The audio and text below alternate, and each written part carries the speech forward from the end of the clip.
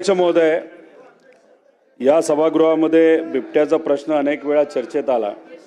अध्यक्ष महोदय, जुन्नर, आंबेगाव, खेड या तालुक्यातल्या नात आणि ते 20-25 तास अध्यक्ष महोदय ते आंदोलन चाललं।